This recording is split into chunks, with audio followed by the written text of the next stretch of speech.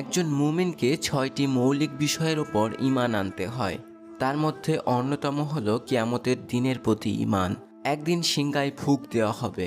আল্লাহ রাব্বুল আলামিনের ইচ্ছায় ধ্বংস হয়ে যাবে সুবিশাল এই বিশ্বজগৎ।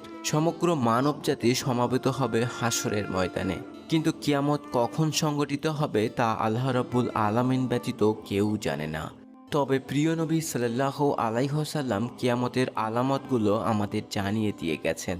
আলিমগণ আলামতগুলোকে প্রথমত দুই ভাগে ভাগ করেছেন, ছোট আলামত ও বড় আলামত।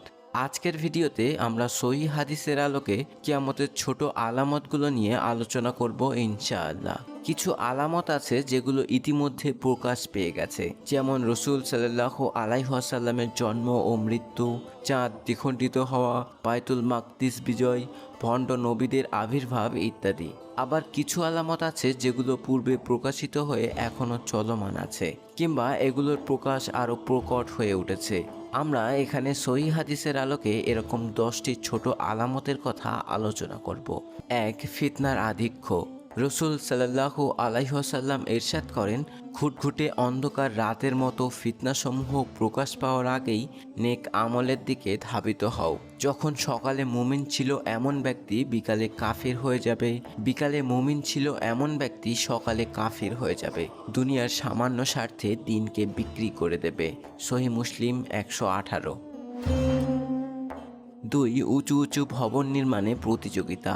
কিয়ামতের অন্যতম একটি ছোট আলামত হলো নগ্নপথ বস্ত্রহীন রাখালরা উঁচু উঁচু ভবন নির্মাণে প্রতিযোগিতায় লিপ্ত হবে। রসুল সাল্লাল্লাহু আলাইহি ওয়াসাল্লাম ইরশাদ করেন, কিয়ামতের একটি অন্যতম আলামত হলো তুমি দেখবে নগ্নপথ বস্ত্রহীন দরিদ্র ছাগলের রাখালরা উঁচু উঁচু ভবন নির্মাণে পরস্পর প্রতিযোগিতা করবে। সহিহ মুসলিম 8। আপনারাই দেখতে পাচ্ছেন, এক সময় যেই আরবরা মরুভূমিতে পশুপালন করে জীবিকা নির্বাহ করত, তাদের আজ কি রমরমা অবস্থা। এক সময়ের সেই রাখালরা আজ যেন বহুতল ভবন নির্মাণের প্রতিযোগিতায় লিপ্ত।